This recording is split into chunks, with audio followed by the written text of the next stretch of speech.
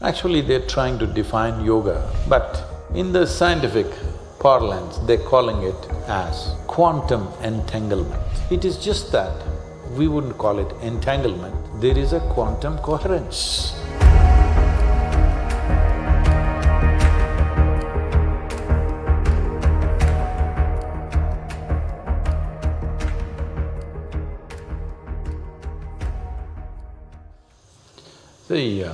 Your idea of what is memory have to evolve. Right now, your idea of memory used to be, till recently, is just what you remember. But now, your idea of memory has become more technology-oriented. You use the word memory more with reference to your gadgets than to yourself these days. Your idea of memory has shifted, that things can have memory. 100 years ago, nobody thought things can have memory, isn't it? Only living creatures can have memory. How can a thing have memory? But now things have memory. They have more memory than you, better memory than you. So that's a huge shift in human understanding of memory. Now we're talking about water having memory. Why go in installments, water, fire, earth, this one, that one? Let's go a little further. They're using a very negative term. Actually, they're trying to define yoga, but in the scientific parlance, they're calling it as quantum entanglement.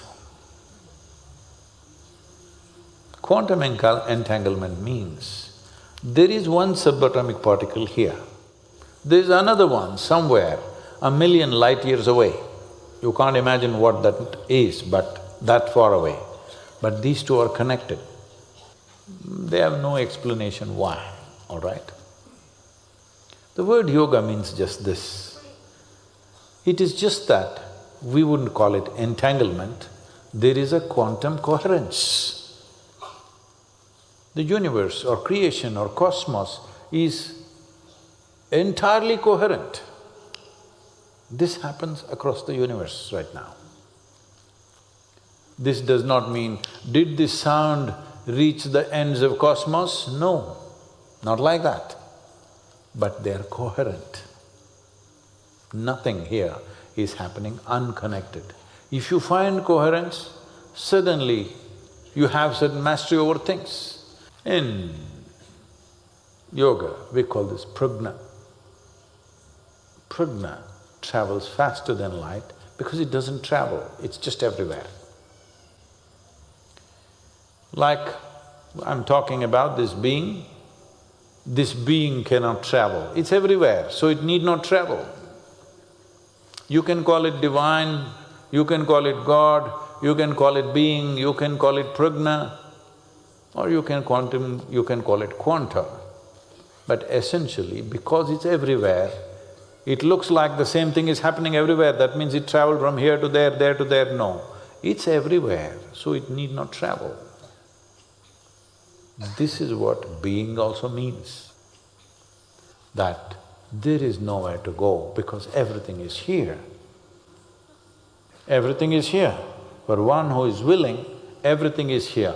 For one who comes in installments, installments means you have to go from one to another, another to another.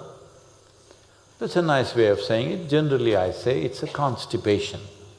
When life happens in installments, then it's a problem.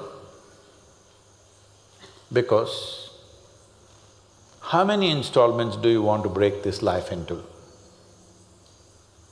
Because the nature of life is such that if you break it into a billion installments, still it'll not be complete, the picture is not complete.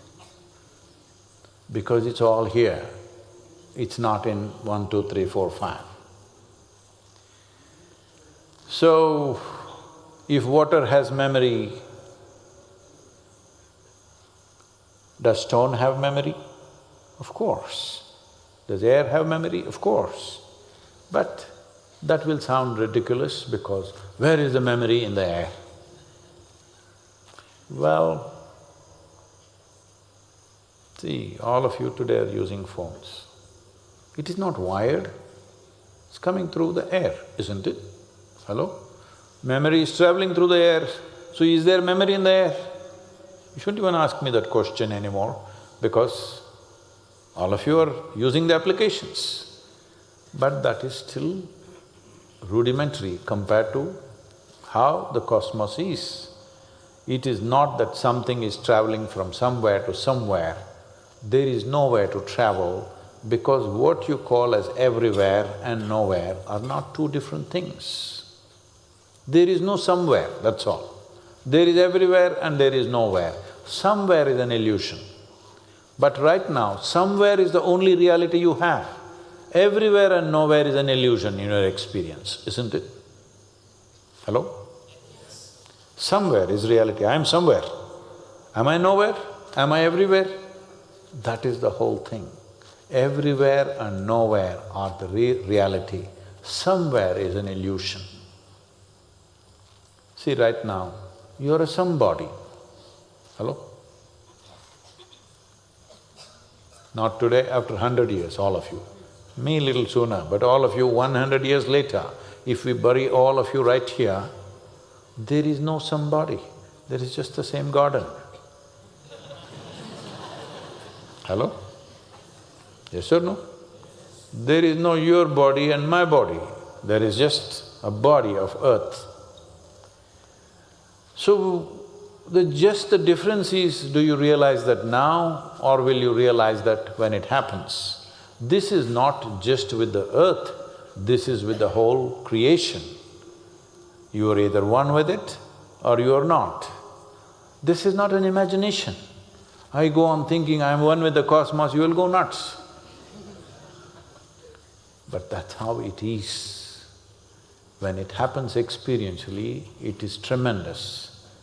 When it happens psychologically, you will lose it. If psychologically, if you think I'm everywhere, you're a serious problem. Psychologically, physiologically, you're somewhere. But the fundamental reality is this. So, this whole process of segmenting this and saying is, oh, there is memory in water, we accept it. But is there memory in air? Is there memory in fire? Is a keyhole vision of life. If you go on looking at life like this, if you stay here for 1 billion years, still you will know a tiny piece of it, that's all.